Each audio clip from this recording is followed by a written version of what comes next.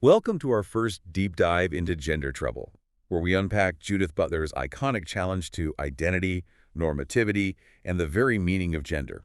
In this series, we explore how gender isn't what we are, but what we do, again and again. Today, we are starting right at the beginning, looking at the prefaces to the 1999 and 1990 editions of the book. We're diving into the sources you've shared, pulling out the most crucial nuggets of insight, and, the big questions Butler raises right from the jump, setting the stage for everything that follows. That's exactly right. These prefaces are like a roadmap, really. They lay out the core arguments, the influences, and they also give us Butler reflecting on how the book landed, clarifying things like performativity, agency. It's key stuff. It's our chance to grasp the fundamental challenge Butler poses to how we think about gender, power, identity, right from page 1. Okay, let's get into it then. Butler starts with a pretty provocative question, doesn't she? Right in that 1990 preface. Can feminist politics even start by assuming a stable category of women? What's the problem there? Well, the core trouble the sources highlight is this concern that power structures, legal systems, social norms, they don't just find women out there. They actually produce that category through who they include, who they exclude. And then, crucially, they sort of hide that process, make it seem like women was just a natural group waiting to be represented. Okay. So it's not just about getting women representation within the existing system. Exactly. It's questioning how the system itself creates the definition of woman in the first place. Precisely. A radical feminist critique, as Butler sees it in these sources, needs to dig into how that category is made and limited by power. Not just, try to work within those preset lines. It's like trying to win a game without questioning the rules that define the players. That makes sense. And this obviously connects to debates within feminism itself, right? The sources mentioned that. Like, is there some essential thing women share before oppression, or is the bond because of oppression? Right. Or is there distinct women's culture, or are women just defined against men? All those debates. Yeah. And those get way more complex when you add in things like class, race, ethnicity. Oh, absolutely. The sources stress that. When you factor those in, any idea of a single, unified woman identity starts to look like, well, the text calls it a misnomer. And here's a fascinating twist Butler introduces. Insisting on that common identity as your political starting point. That might actually stop you from asking the deeper question of how identity itself gets politically constructed and controlled. So what politics become possible if you don't assume that shared identity from the get-go? That's the big question. It opens up, what happens when you look at the contradictions, the instabilities? Okay, speaking of assumptions, let's talk about that classic distinction. Sex is biological, gender is cultural. We hear it all the time. Butler really messes with that one, doesn't she? I mean, completely. She builds on Simone de Beauvoir, one is not born a woman, but becomes one. But where Beauvoir saw gender as culture layered onto a sort of neutral biological sex, Butler argues, and the sources really emphasize this, that sex itself is already a gendered idea. Sex itself is gendered. How so? It's not some raw, prediscursive biological fact just waiting for culture. The very way we understand and categorize bodies as sexed is already shaped by gender norms, by cultural ideas about what male and female mean. Wow, okay. That feels linked to that slightly intimidating bit in the sources about the metaphysics of substance and Nietzsche. Can you unpack that a bit? What does it mean here? Yeah, it sounds complex, but think of it through grammar. The sources mention Michel Haar on this. Our language often uses a subject-predicate structure. The person is female, he is male. This structure makes us think there's a stable thing or being, a substance behind the attribute or action. Like there's an inner maleness that causes male actions. Okay. Nietzsche critiqued this, suggesting it might just be a trick of grammar, a way we impose simplicity. Maybe there isn't a stable doer behind the deed. And applied to gender. This means that gender isn't a noun, not a thing you have. Exactly. It's not a set of attributes you possess inside you. The sources push this hard. It's a doing. It's a doing, a repeated ongoing process. You do gender. You don't fundamentally are a gender in that substantial sense. Okay, here's where it gets really interesting for me. Butler says, and the sources quote this directly, there is no gender identity behind the expressions of gender. Right. That identity is performatively constituted by the very expressions that are said to be its results. Right. So the identity doesn't come first and then express itself. The repeated actions they create the effect of an identity. Yes, exactly. It completely flips our usual way of thinking. The expressions, the doing, aren't secondary manifestations of some inner core. They constitute the identity. The performance, repeated over time, creates the illusion of a stable internal gender core. That turns things upside down. But if it's a performance, who's the director? What compels this performance? Good question. The sources move beyond just saying society or gender hierarchy. They connect it strongly to the enforcement of compulsory heterosexuality. That system needs stable genders. And this is where they bring in that distinction between McKinnon and Frank, Right. how harassment works. Right. McKinnon often focuses on gender hierarchy, like harassment reinforcing male dominance. Frank, as the sources present her, highlights how gender norms are also policed to enforce gender normativity itself. Think about homophobia. Okay. Gay people might be harassed not just to keep men on top, but because they fail to perform gender in the expected heterosexual way.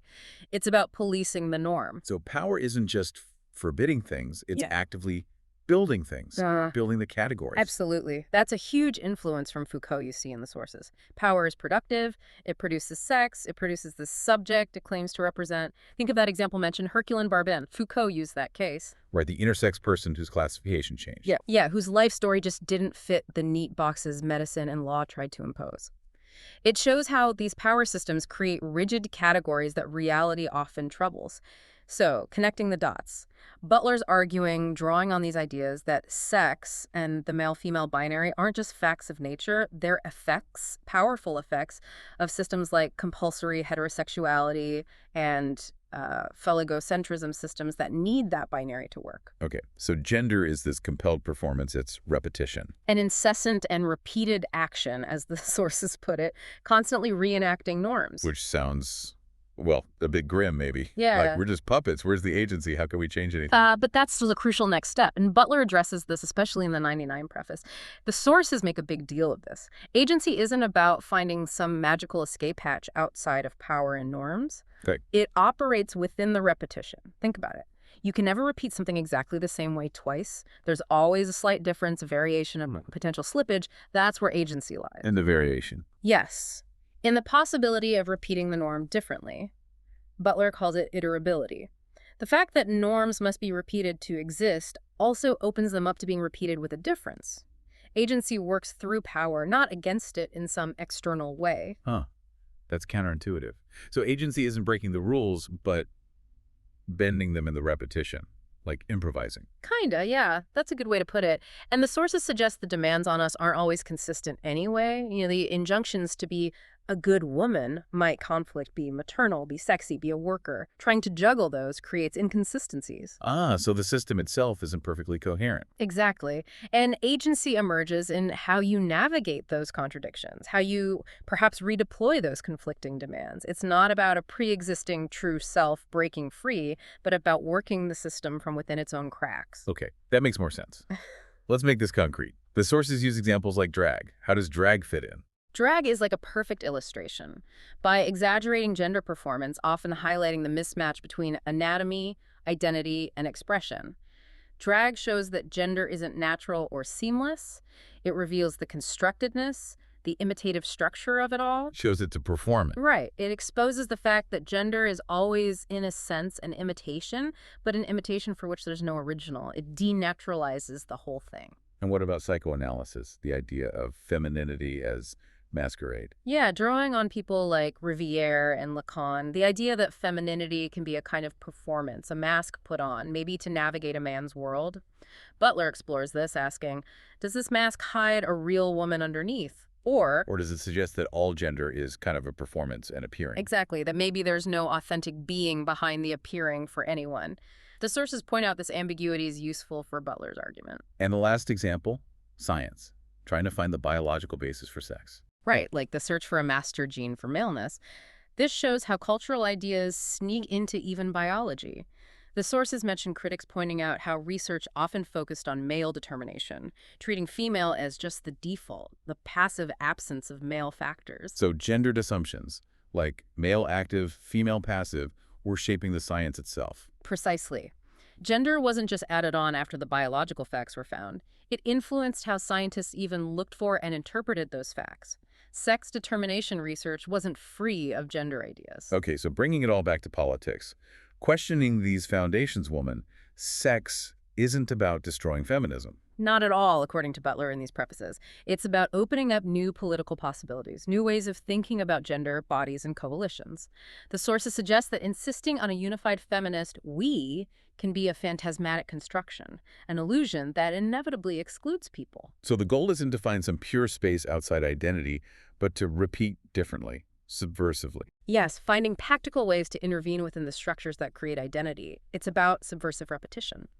The sources even connect this to Mary Douglas's ideas about purity and pollution, how societies mark certain bodies or groups as polluting to maintain order. Like the age homophobia example. Exactly. Casting certain groups out shores up the normal, compulsory heterosexuality. Challenging those boundaries disrupts the whole system. But what about, the feeling people have of a deep internal sense of identity, if it's all performance? That's a really important point, and the 99 preface engages with it more, bringing in psychoanalysis. Butler acknowledges the psychic life of these norms, the real distress and difficulty that comes with being formed by these social categories. It's not just surface-level play acting. The sources even hint that our very sense of I, of having a self, is tangled up with language and grammar itself. So expressing that self is always complex, never just a pure transmission. Wow, okay, so wrapping up this first dive, we've seen Butler, right from the start, shape the foundations. Questioning stable identity, showing gender as this compelled performance, shaped by power. Yeah, and we've seen how this isn't just abstract theory. It impacts how we understand science, culture like drag, and how we might build politics differently without assuming unity first. It definitely makes you stop and think how much of what feels like bedrock reality might be, well, an ongoing performance we're all participating in. Absolutely. And as the sources suggest, maybe the point isn't to find a perfect formula for subversion, but to keep exposing how shaky that reality is, and to push back against the harm rigid norms cause. So what stands out to you most from digging into just these prefaces? For me, maybe it's that idea of agency, finding it not an escape, but in the variation, the possibility of repeating things differently. That's a powerful takeaway, the potential within the repetition itself. That's it for this deep dive. Join us next time as we continue our exploration of gender trouble.